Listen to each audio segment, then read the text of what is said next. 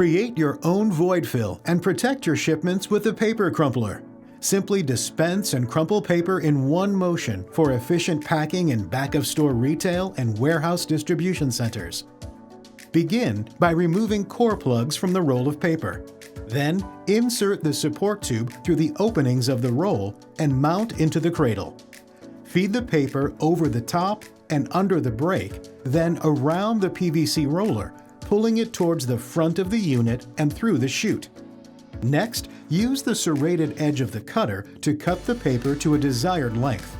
Note, for items requiring large amounts of void fill, pull slowly at first before increasing the pulling speed to prevent tearing the paper.